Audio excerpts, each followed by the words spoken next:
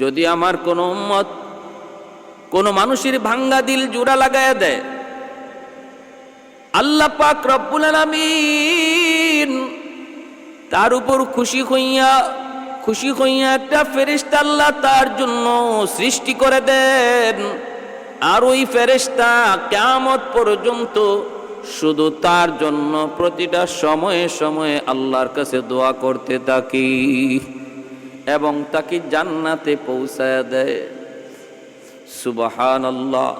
তাহলে কি বুঝলাম?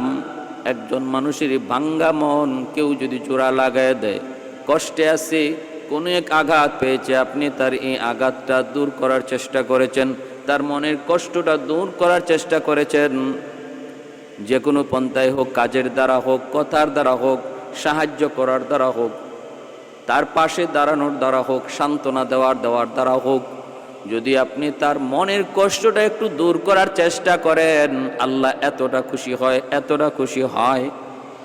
ভাইরা বন্ধুরা, এজন্য বলতেছিলাম এতটা সুসম্পর্ক মহব্বত ছিল আম্মা জান আয়েশা সিদ্দিকা রাদিয়াল্লাহু তাআলা আনহার সাথে। কিন্তু মাঝে মাঝে যে বাঁচত না তা না, একটু একটু বাজাবাজি হতো। এবার শুনেন, মনোযোগ দিয়ে শুনুন। মাঝে মাঝে যে বাজাবাজি হতো না তা না, কিন্তু বাজাবাজি হতো।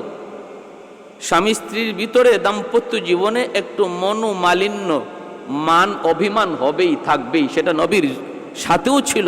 আম্মাজানের বয়স যখন 9, আম্মাজানের এক হাদিস পাওয়া যায়, তিনি নিজেই বলতেছেন 9 বছর বয়সে তখনকার মহিলারা তারা সাবালিকা হয়ে যেত, বিয়ের উপযুক্ত হয়ে যেত। ওই সময় আল্লাহর নবী ওয়া বানাবি ওয়া আনা বিনতু 9 সিনিন, আমার বয়স 9 বছর যখন হলো, আমি সাবালিকা হলাম, তখন নবীজি আমার সাথে বাসর করলেন। তাহলে কি বোঝা গেল? বিয়ের পরও আল্লাহর নবী 3 বছর বাবার বাড়িতে রাখলেন, কাছে গেলেন না, সংসার জীবন শুরুও করলেন না। কতটা ধৈর্যশীল ছিলেন আমার নবী। যারা আজকে আমার নবীকে নারী লিপসুক বলে, তাদের কাছে প্রশ্ন, আল্লাহর নবী যদি নারী লিপসুক হতেন, তাহলে বিয়ে তিনি 6 বৎসরের মেয়েকে কেন করবেন? তিনি তো করবেন উপযুক্ত একজন মহিলাকে, উপযুক্ত একজন কুমারী মেয়েকে। কিন্তু না, বিয়ে তো করলেন, এমনকি এমন করলেন 3 বৎসর কাছেই যেতে পারেন না।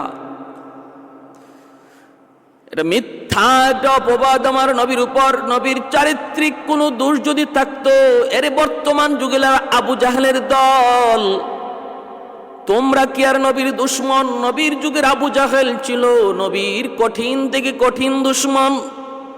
সর্বদা ছিদ্র তালাশ করতো আবু জাহেল, মানুষের সামনে কি করে মুহাম্মদের চরিত্র নষ্ট করা যায়, মুহাম্মদের প্রতি মানুষের কিভাবে মানুষের এই ভালো ধারণা নষ্ট করা যায়, এই চিন্তায় সর্বদা আবু জাহেল ছিল, পিছনে লেগেছিল। যদি আমার নবীর চারিত্রিক কোনো দোষ ওই সময় থাকতো, আবু জাহেলের চেলারা কখনো সেটা হাতছাড়া করতো না। ভাইরা বন্ধুদের জন্য বলতেছিলাম, আল্লাহর নবীর সাথে আম্মাজানের বিয়ে হয়ে গেল। বিয়ে হওয়ার পর নবী বলতেছেন, আয়েশা, আমি তোমাকে বিয়ের আগে 2 বার দেখেছি, 2 বার আল্লাহ আমাকে দেখাইছেন। একবার হলো বুখারীর riwayat, জিব্রাইলে আমিন আমার কাছে একটা রেশমি রুমাল নিয়ে হাজির হয়েছেন, রুমালটা রেখে আছেন। আমি বললাম, ভাই জিব্রাইল, রুমালের ভিতরে কি? জিব্রাইল বলেন, নবী গো, রুমালের ভিতরে হলো একটা মেয়ের ছবি। বলে, কোন মেয়ের ছবি? রুমালটা তিনি খুইলা দেখাইতেই নবী চিনে ফেললেন, এই ছবি তো আমার আবু বকরের মেয়ে আয়েশার ছবি। বলে, হ্যাঁ নবী গো, এই আয়েশার সাথে আপনার বিবাহ, এটা আল্লাহ মঞ্জুর করেছেন, আয়েশা হবে আপনার স্ত্রী। তাহলে আল্লাহর নবী, হাদিস থেকে বোঝা গেল আল্লাহর নবী প্রতিটা বিয়ে ছিল আল্লাহর মানসা মোতাবেক, নবীজির মানসা মোতাবেক নয়, নবীজির ইচ্ছাধীন নয়, সম্পূর্ণ আল্লাহর ইচ্ছাধীন ছিল। ভাইরা, এরপরে আম্মাজানের সাথে সংসার শুরু হয়ে গেল। ওই সংসার জীবন কত মধুর, কত মহব্বতের, কত ভালোবাসার। নজির স্থাপন হয়ে আছে। বিশ্ব স্বামী স্ত্রী যারা আছে দুনিয়ায়, জগতের সকল স্বামী স্ত্রীর জন্য আম্মাদানের সাথে আমার নবীর যে মহব্বত, যে ভালোবাসা, সেটা নিদর্শন হয়ে আছে, নিদর্শন হয়ে আছে। আল্লাহর নবী, রহমতের নবীর ব্যাপারে আম্মাদান বলেন, আমি যখন ঘরের কাম কাজ করতাম, নবীজি দাওয়াতের কাজ করতেন, সারাদিন দাওয়াতের কাজ করে মায়ার নবী যখন ঘরে ঢুকতেন, ক্ষুধার যন্ত্রণা, ক্ষুধার জ্বালা, বিকালবেলা স্বাভাবিকভাবেই স্বামীরা ঘরে ঢুকেই খানা তালাশ করে, স্ত্রী খানা সামনে পেশ করে। নবী আয়েশা ঘরে ঢুইকা বললেন, আয়েশা আমি বড় ক্ষুধার্ত। আয়েশা ঘরে কোনো খানা আসেনি। আম্মাজান বলেন, নবী গো এখনো খানা পাক হয় নাই, একটু অপেক্ষা করা লাগবে। মায়ার নবী, রহমতের নবী আম্মাজান বলেন, কোনো দিন চোখ লাল করেন নাই, দমক দেন নাই, বলে এখনো খানা পাক হয় নাই, এখনো বুঝি খানা পাক হয় নাই, তাহলে আমি খাবো কি? এমন কথা নবী জীবনে কোনোদিন বলেন নাই। বরং নবী বলেছেন, আয়েশা তুমি তোমার কাজে মগ্ন থাকো, আমাকে কিছু কাজ দাও, আমি তোমার সাথে শরীক হই। ও আয়েশা আমি পানিটা নিয়ে আসি, আমি রান্নাঘরের কাজ সামলাই, আমি এই কাজটা করি, আমি ঘর ঝাড়ু দেই। নবীজি তখন আম্মাজানের সাথে ঘরের কাজে শরীক হয়ে যেতেন। আম্মাজান বলেন, এতটাই মহব্বত নবী আমাকে করতেন, এতটাই মহব্বত তিনি করতেন। আমি যেই গ্লাসে পানি পান করতাম, নবী বলতেন, আয়েশা বাকি পানিটা, অর্ধেক পানিটা রেখে দিও, আমাকে দিও।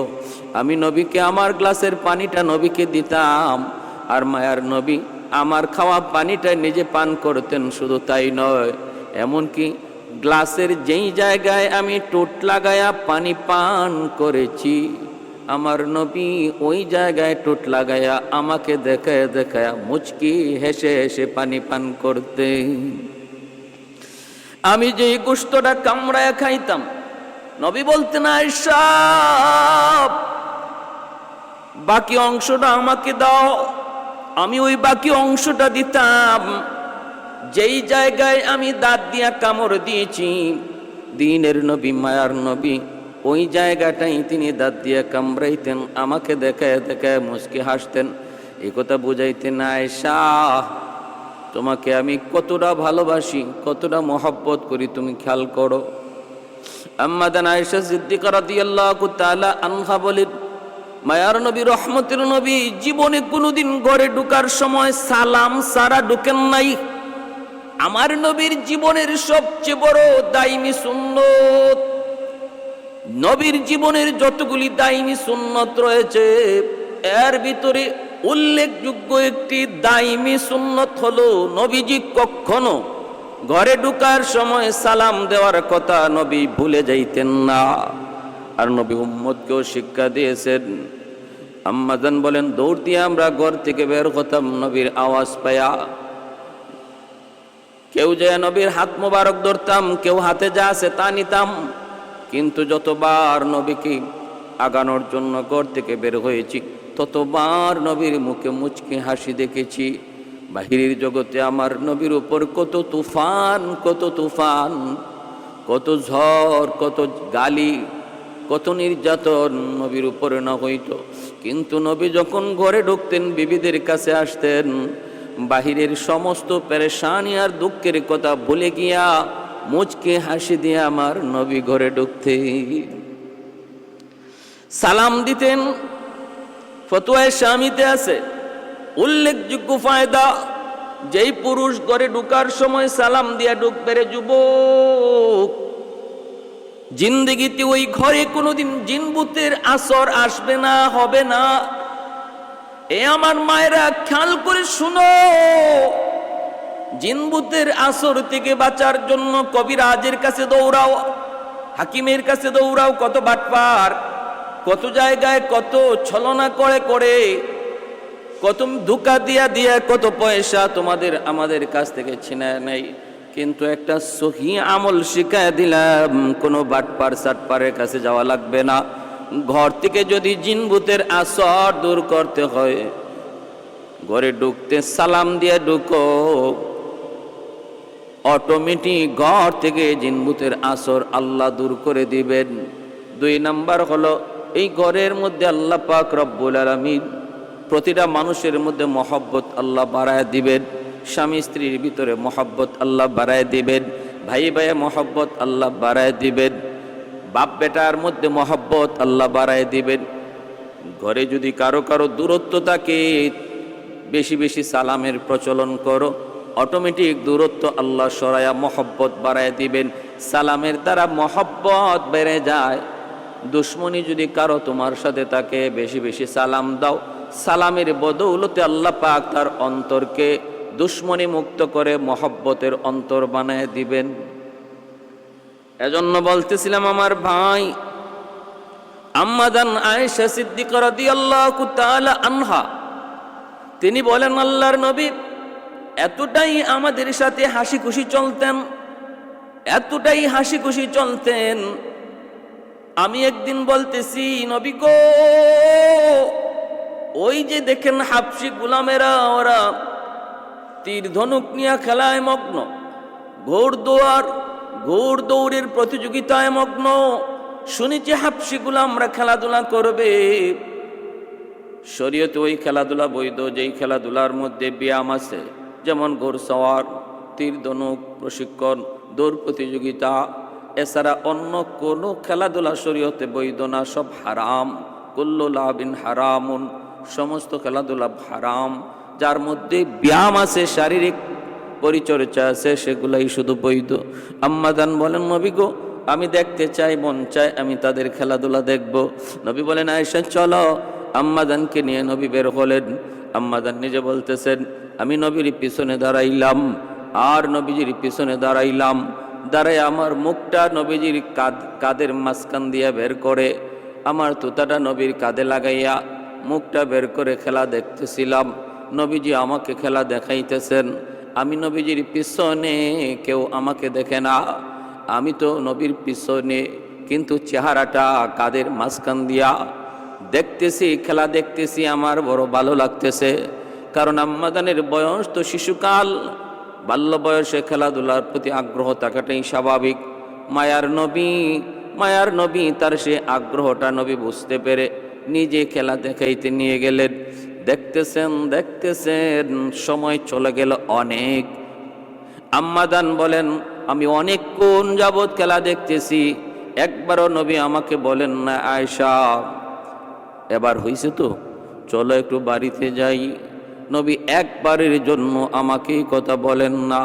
নবী বলেন না, আয়েশা আমার অনেক কাম, দাওয়াতের কাজ, আমার বহু জিম্মাদারি রে আয়েশা, হইছে তো এবার চলো বাড়িতে যাই।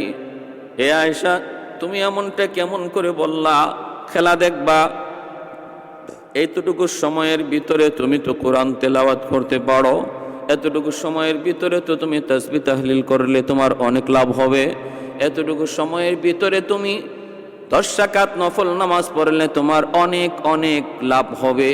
নবী এমনও বলতে পারতেন, কোনো কথাই নবী বললেন না।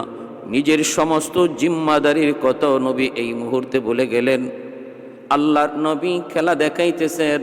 আম্মাজান বলেন, এক পর্যায়ে আমি খেলা দেখতে দেখতে আমার সমস্ত তৃষ্ণা নিবারণ হওয়ার পর, আমার শখ যখন মিটল, তখন আমি বললাম, নবী গো এবার চলেন, আমার দেখার স্বাদ মিটছে, বাড়ি যাই।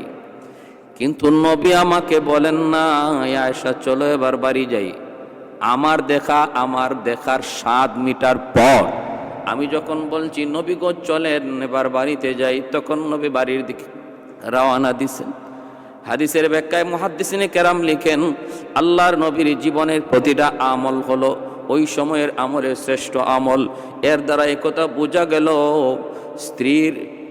স্ত্রীর মনোরঞ্জন রক্ষা করা, স্ত্রীকে একটু আনন্দ দেওয়া, বিবিকে একটু আনন্দ দেওয়া হালাল তরিকায়, সেটা 1000 রাকাত নফল নামাজ, 1000 পারা কোরআন তেলাওয়াতের চেয়েও আল্লাহর কাছে বেশি সওয়াব। এজন্যই তো আল্লাহর নবী অন্য কোনো আমলের কথা না বলে বিবিকে একটু খুশি করলেন হালাল তরিকায়। এর যুবক, দাম্পত্য জীবন শুরু করেছো, হয়তো বা করবা, একটু খেয়াল করে শোনো। মহব্বত হবে স্ত্রীর সাথে, ভালোবাসা হবে বিবির সাথে, খুশি রাখবো বিবিকে।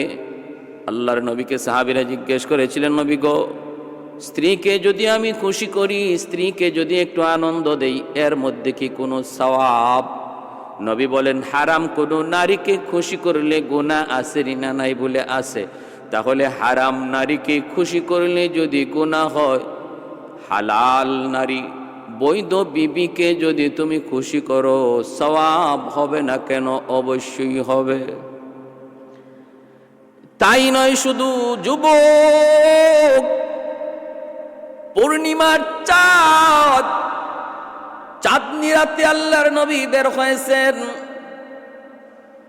আল্লাহর নবী এক দাওয়াতে যাবেন, সাহাবী নবীকে দাওয়াত দিয়েছেন। নবী বলেন, শুধু আমি না দাওয়াতি আয়েশাও?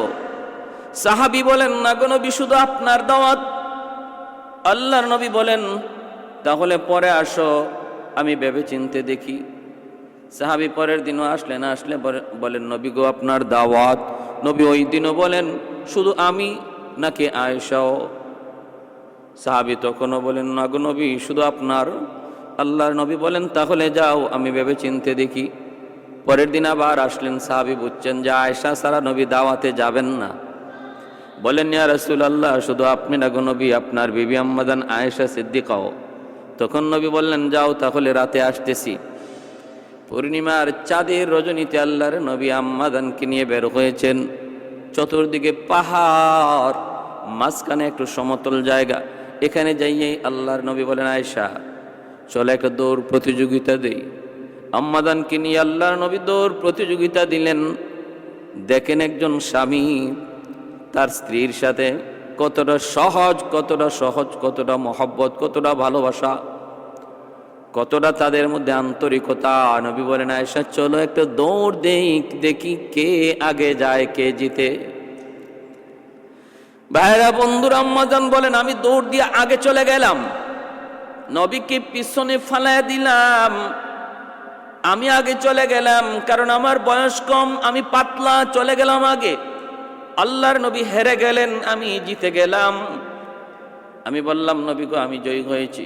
নবী বলেন, আয়েশা, ঠিক আছে, চলো, তুমি আজকে জয়ী হয়েছো, কিন্তু একদিন আমি জয়ী হব। দাওয়াত শেষ করলেন। এরপরে আম্মাজান বলেন, অনেক দিন চলে গেল, আমি আস্তে আস্তে মোটা হয়ে গেলাম, ভারী হয়ে গেলাম। আবার কোনো একদিন রাতের অন্ধকারে পূর্ণিমার রজনীতে এই রাস্তা দিয়েই নবীকে নিয়ে যাইতেছি। এখানে যাওয়া মাত্রই আল্লাহর নবীর ইয়াদ হয়ে গেল, স্মরণ হয়ে গেল। আমারও স্মরণ হলো দৌড় প্রতিযোগিতার কথা। নবী তখন বলতেছেন, আয়েশা, আজও তোমাকে নিয়ে একটা দৌড় প্রতিযোগিতা দেব, চলো দেখি কে আগে যায়।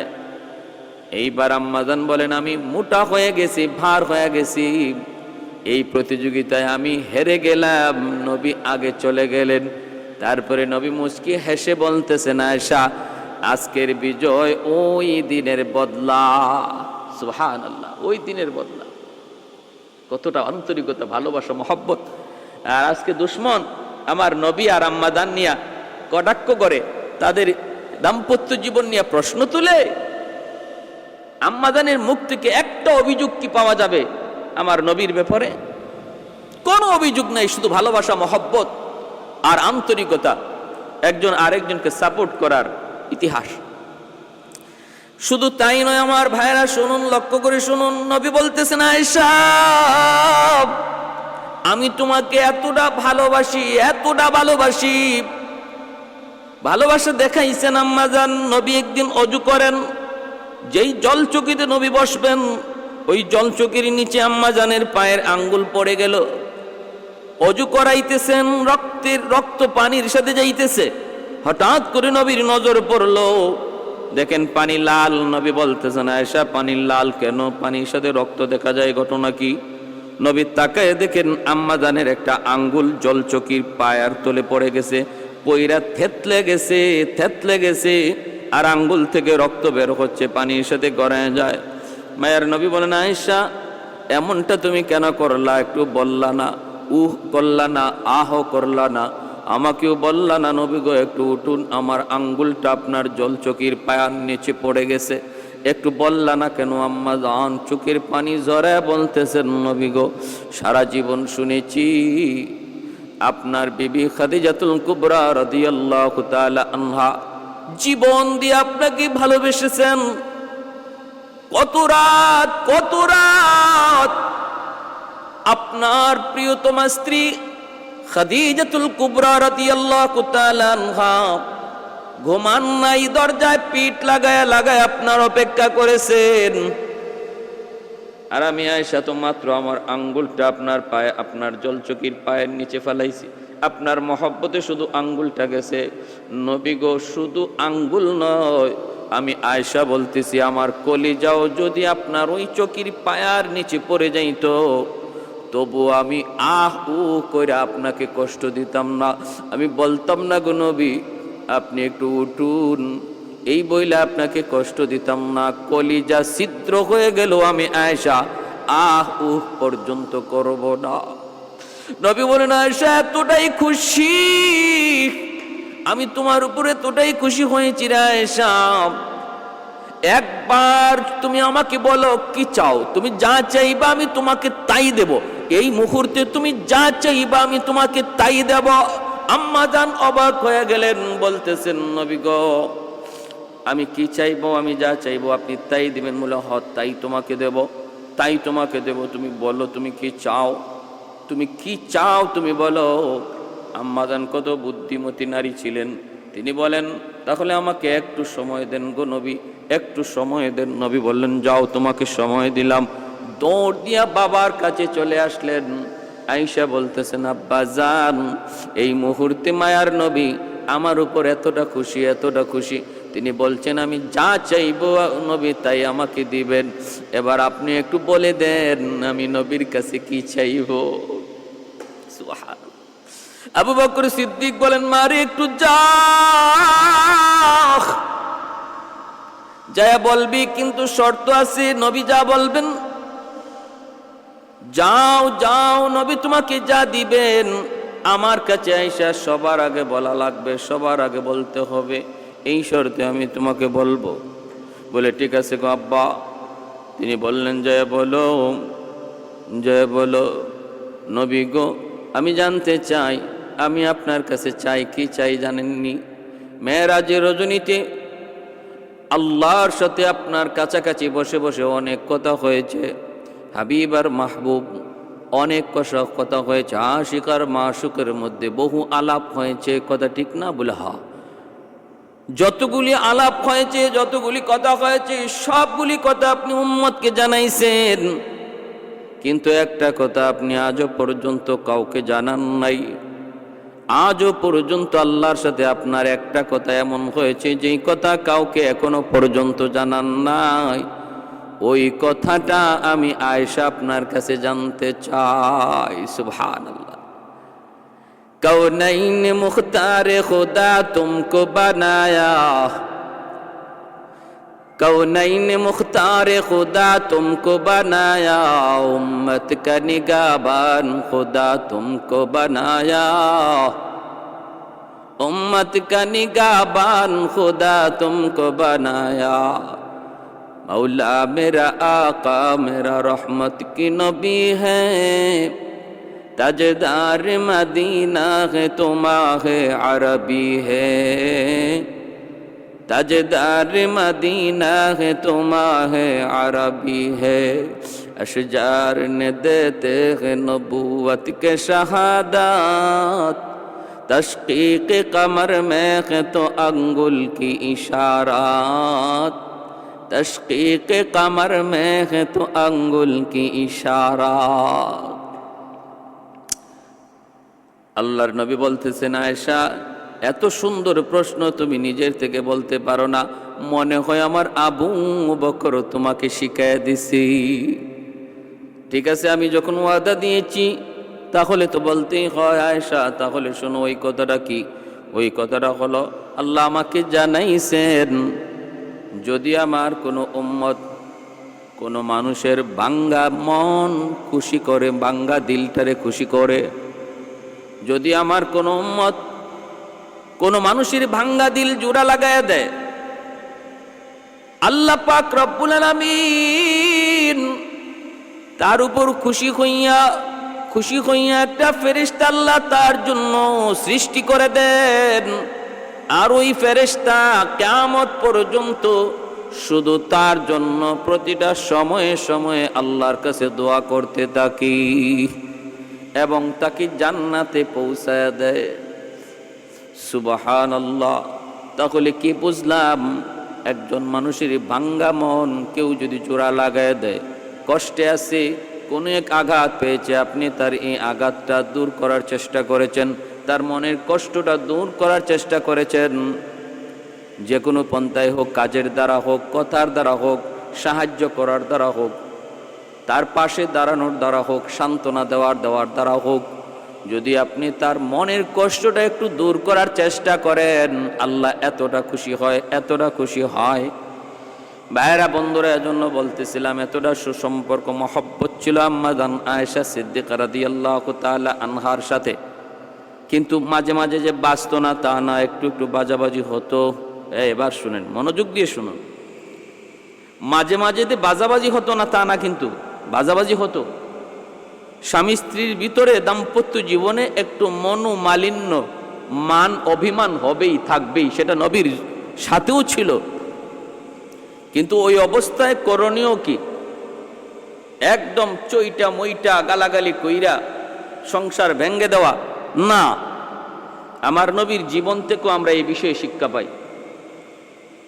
শয়তান সর্বদা প্রস্তুত থাকে কখন কোন সময় জানি স্বামী স্ত্রীর ভিতরে এসে ঝগড়া লাগায়া সংসারটারে ভেঙ্গে দিতে পারে, স্বামীর মুখ দিয়া কিভাবে তালাক শব্দটা বের করাইতে পারে, এই ব্যাপারে শয়তান সর্বদা উৎসুক থাকে।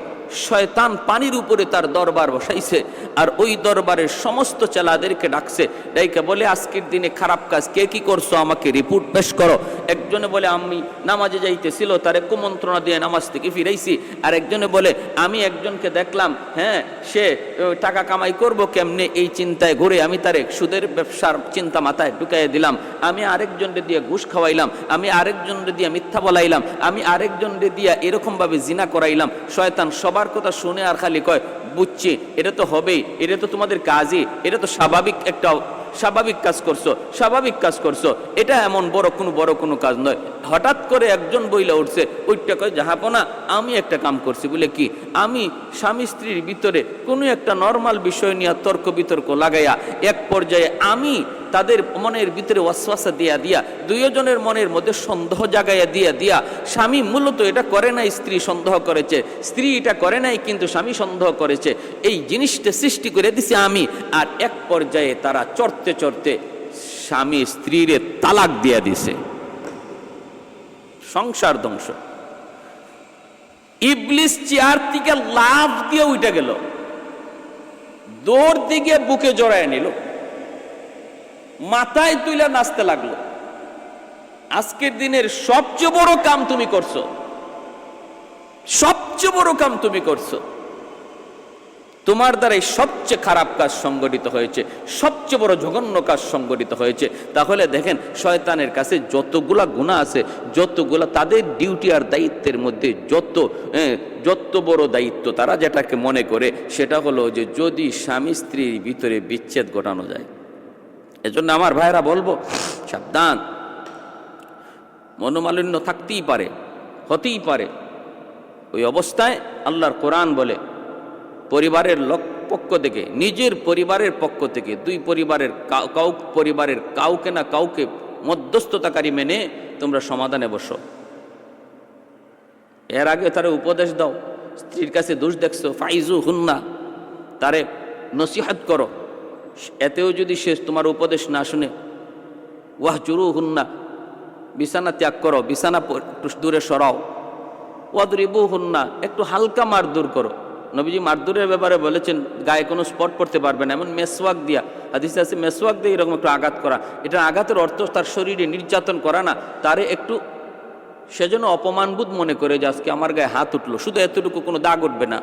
এটা 3 নম্বর স্তর। প্রথম স্তরে মায়ের নয়, প্রথম স্তরে ওয়াজ, দ্বিতীয় স্তর হলো বিছানা ত্যাগ, তারপরে হলো হালকা মারধর।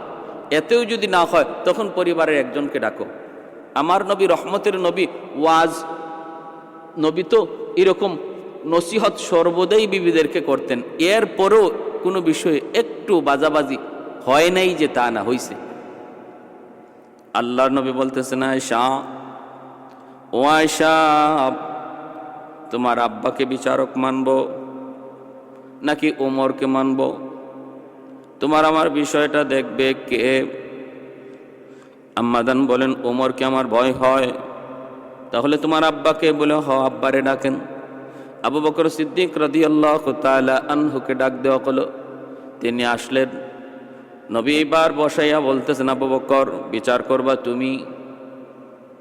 আয়েশা আর আমার মধ্যে একটু মান অভিমান চলছে। নবী বলেন, আয়েশা, তুমি কখন আমার উপর অভিমান করো আমি টের পাই। যখন তুমি আমার উপর কিছু অভিমান করো তখন তুমি বলো ইব্রাহিমের খোদার কসম, আর যখন তুমি আমার উপর খুশি থাকো তখন বলো মুহাম্মদের রবের কসম। আবু বকর, তুমি বিচার করো। এইবার নবী বলতেছেন, আয়েশা, তুমি আগে বলবা না আমি আগে বলবো? আম্মাজান বলেন, আপনি আগে বলেন। আপনি আগে বলেন, কিন্তু যা বলবেন সত্য বলবেন, মিথ্যা বলবেন না। যেই মাত্র এই কথাটা বলছেন, সিদ্দিক আকবর গেছেন বিচার করতে, দুজনের সালিশি করতে, কথা শুনতে। কিন্তু আম্মাজান যেই মাত্র বললেন, আপনি আগে বলেন, কিন্তু যা বলবেন সত্য বলবেন, মিথ্যা বলবেন না, সাথে সাথে ওইটাই মেয়েকে এমন জোরে একটা চর মারলেন।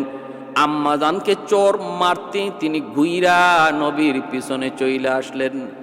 আয়েশা নবীর পিছনে দাঁড়ায় জড়সড় হয়ে তিনি কাঁপতেছেন। আবু বকর সিদ্দিক আবার গেলেন মারতে, আর বললেন, বেয়াদব,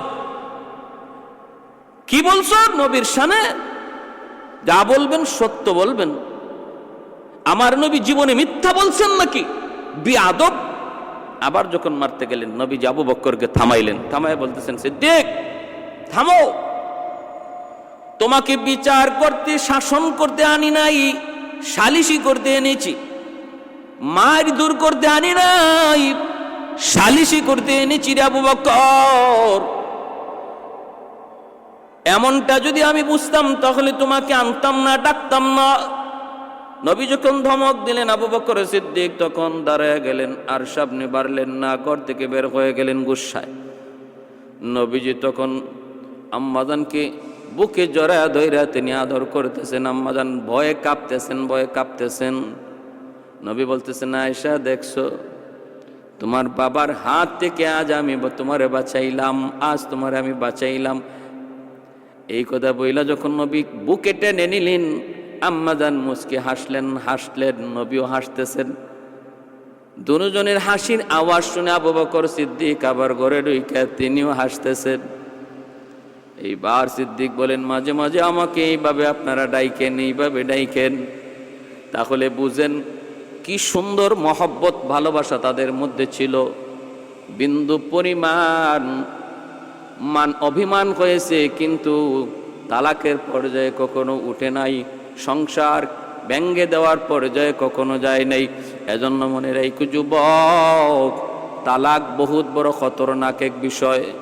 সাবধান, তালাক দেওয়ার আগে একটু ভাবো। শরীয়ত বৈধ করেছে, কিন্তু তালাক শব্দ উচ্চারণ হওয়া মাত্র নবী বলেন আল্লাহর আরশটা কাঁপে উঠে।